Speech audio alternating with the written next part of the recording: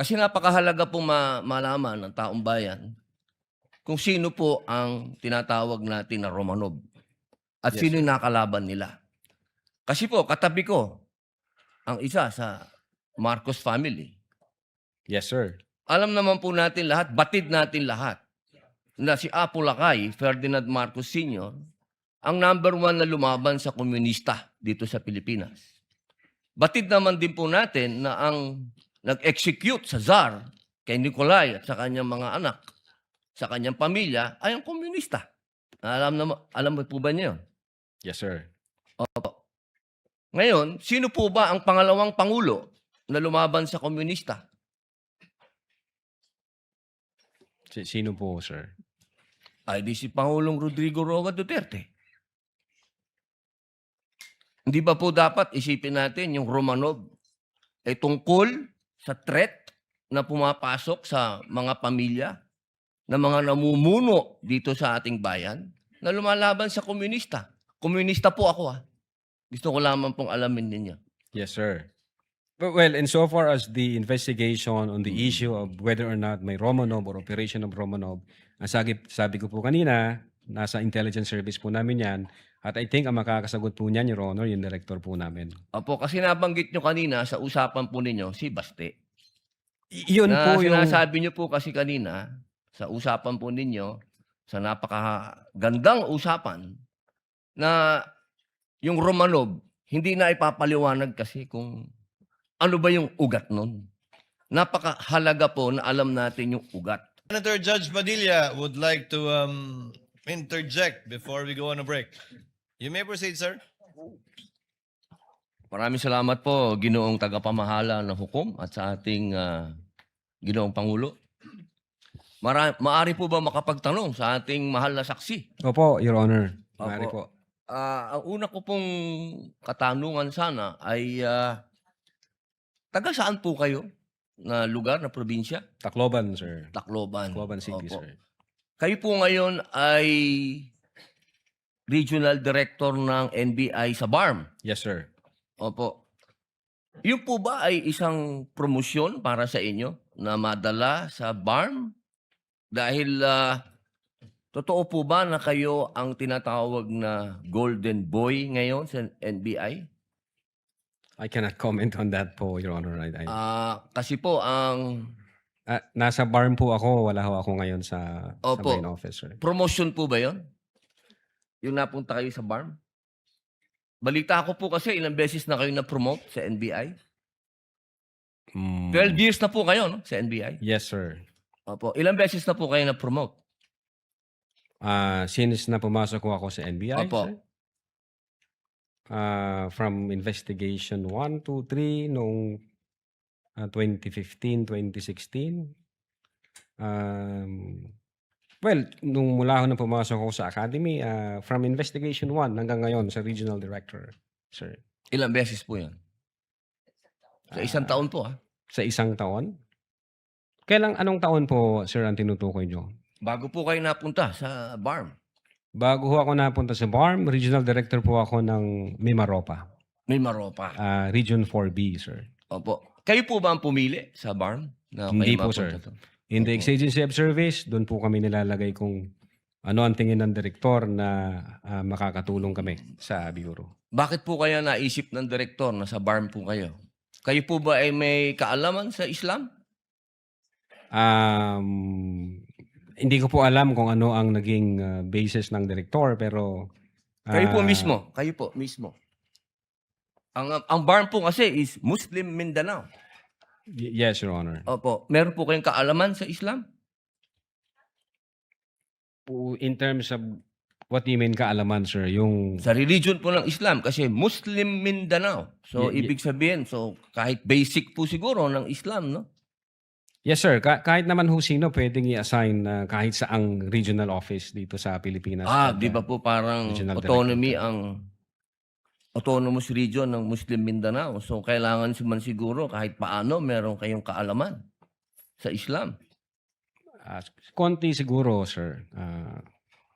Ano po yung konti na yun? Well, isa po akong Kristiyano at hindi ko ho malalaman yung kabuuan ng Siguro po dapat meron kayong basic din na knowledge ng Islam. Ano? So pangalawang tanong po, okay na po yun. Pangalawang tanong po, meron po ba kayong, sa tagal nyo po, sa NBI, 12 years, meron po ba kayong na-encounter na kaso ninyo sa NBI? Kayo po mismo na-filean ng kaso? Your Honor, normal ho sa mga NBI agents na makakasuhan, in fact, maging sa sinumang law enforcement agency, that's the price we pay for doing our job and for protecting the country. As a matter of fact, in the NBI, Your Honor, we avoid the noise. We just finish the job. So sir. ano po yan? Yes? Yes po yan? Yung sagot nyo? Yes? Normal ho yan yun sa amin. So sir. yes po? Attorney Luto, kindly answer the question. Yes, sir. Oh yes. Ano pong, pwede po bang malaman kung ano pong mga naikaso sa inyo? Well, wala ho pa akong natanggap na official case galing sa ombudsman, pero may nakita na ho akong complaint na binigay sa akin from NBI. Hindi ko na ho maalala yung sa case na yan. Pero nung chinek po namin yung case na yan, Your Honor, sabi ko doon sa mga kasama ko, tingnan nyo nga yung validity at authenticity ng case na to. Pinuntahan ho namin yung nagnotaryo, I So think meron Makati po, no? Court yun. Oh. Yung Makati Court, nag-issue ho ng certification na fake yung notary dyan sa reklamo na yan. So sabi ko, huwag nyo nang pansinin, marami tayong trabaho.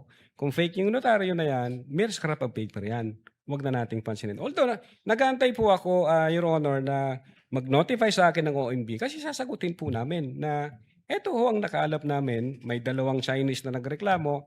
Chinek ho namin doon sa BI, yung dalawang Chinese na yan, I think, 9 months nang overstay at pinaghahanap din ng... Ano pong kaso po Bureau of yung Immigration. ipinatong sa inyo? Anong kaso? Hindi ko maalala, Your Honor. Meron ho, may mga kaso ho doon na nakalagay. Pero again, sabi Wala ko po nga, kayong isa kahit maalala na ipinatong sa inyo? if I'm not mistaken, arbitrary detention, may Mhm. ganun ba? May unlawful arrest? Wala ho sa akin ng record kasi nga, sabi ko nga, nung makita namin na fake yung notary, hindi na ho namin binigyan ng pansin, Your Honor. Kasi napakakapal po nitong hawak ko.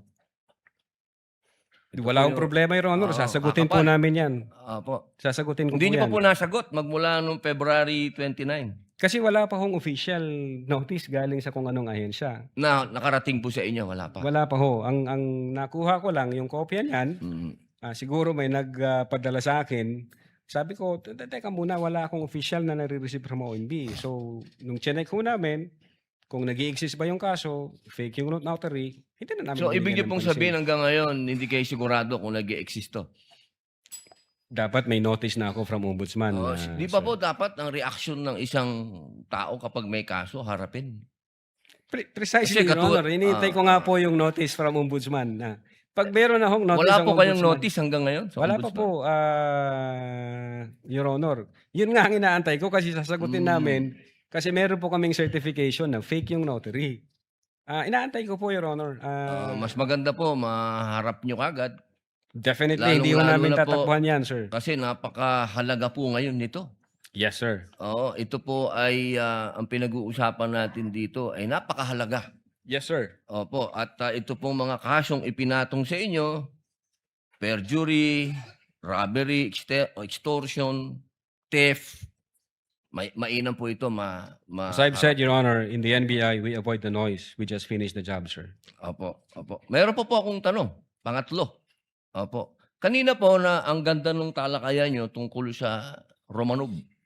Yes, sir. Opo. Alam niyo po ba yung istorya ng Romanov? At ang gaganda po ng mga sagutan ninyo, alam niyo po ba yung historical background ng Romanov? Ang alam ko lang po dyan, Your Honor, yun yung nangyari sa, I think, Tsar, kung hindi ako nagkakamali sa Russia. Sa Russia. Opo, Opo. Sino po ba yung nakakalaban ng Tsar? Again, hindi ko po maalala, hindi ko po nakita yung buong... Yun. Kasi napakahalaga po malaman ng taong bayan kung sino po ang tinatawag natin na Romanov at sino yung nakalaban nila. Kasi po, katabi ko ang isa sa Marcos family. Yes, sir. Alam naman po natin lahat, batid natin lahat, na si Apo Lakay, Ferdinand Marcos Sr., ang number 1 na lumaban sa komunista dito sa Pilipinas. Batid naman din po natin na ang nag-execute sa Tsar kay Nikolai at sa kanyang mga anak, sa kanyang pamilya, ay ang komunista. Alam mo po ba niyo? Yes, sir. Opo. Ngayon, sino po ba ang pangalawang pangulo na lumaban sa komunista? Sino po, sir? Ay di si Pangulong Rodrigo Roa Duterte. Hindi ba po dapat isipin natin yung Romanov ay tungkol sa threat na pumapasok sa mga pamilya na mga namumuno dito sa ating bayan na lumalaban sa komunista. Komunista po ako Gusto ko lamang pong alamin ninyo. Yes, sir. Well, insofar as the investigation on the issue of whether or not may Romanov or operation of Romanov, ang sabi ko po kanina, nasa intelligence service po namin yan. At I think ang makakasagot po niyan, Your Honor, yung director po namin. Opo, kasi nabanggit nyo kanina sa usapan po ninyo si Baste. Yun Na po yung... sinasabi nyo po kasi kanina sa usapan po ninyo, sa napakagandang usapan, na yung Romanov, hindi na ipapaliwanag kasi kung ano ba yung ugat nun. Napakahalaga po na alam natin yung ugat. Si Presidente Marcos Sr. ang lumaban sa komunista, kaya nagkaroon ng threat noong 1986. Yes, sir. Ngayon, sinasabi ni Baste na nagkakaroon ng threat sa kanila, pamilya, sapagkat alam naman nating lahat na ang nagpatuloy ng paglaban sa komunista pagkatapos ni Pangulong Rodrigo Roa Duterte ay si Inday Sara Duterte, ang ating Vice President. Sumasang-ayon po ba kayo doon? Wala po akong personal knowledge, sir. Ay, bakit po kayo walang personal knowledge? Yun po ang sumunod na assignment ng ating Vice Presidente pagkaupo niya. Siya po ang nag-take over ng NTF-ELCAC. Hindi po alam ng NBI yun. Well, nag-NTFL kak siya, pero yung factual circumstances doon, Factual, wala pa po akong... wala po kayong... Pero alam niyo po, sagutin na lang po ninyo na siya ang nag-take over ng NTF-ELCAC. Yes, Your Honor. Opo. Isa na lang po, ginoong tagapamahalang hukom. Sabi niyo po kanina, ulitin ko lang po, gusto ko lang pong malaman uli. Inamin niyo po na wala kayong personal knowledge tungkol dun sa threat ng Pangulo? Ng pangalaw. Sabi niyo po kanina, wala kayong personal knowledge na kumuha na ng assassin o papatay sa Pangulo, ang pangalawang Pangulo? Narinig ko po kanina. During that time? Yes or no lang po. During that time, ongoing ho ang validation namin, So, sir. ibig niyo pong sabihin ngayon, meron na kayong personal knowledge na meron na kayong... Hindi po, ongoing po ang validation. At sabi ko nga po, ang makakasagot po niyan, yung intelligence service namin at ang director po namin, sir. So, hanggang ngayon po, wala pa kayong personal knowledge. In so far as the Cybercrime Division is concerned back then, Hindi po, ongoing ngayon po. ho yung Yes or no po? validation. Ngayon po, sir. Mahal naming saksi. Ngayon po. Kung ako tatanungin, wala pa po akong idea, pero baka meron ang intelligence service o ang director po Attorney namin. Lato, kindly answer the question directly. It's answerable by yes or no. And I think Yes, sir. you know the answer. Opo. Well, ako personally, wala pa po, sir. Okay. Yun lang po. Maraming salamat po, Thank mahal you. na saksi. Thank you, sir.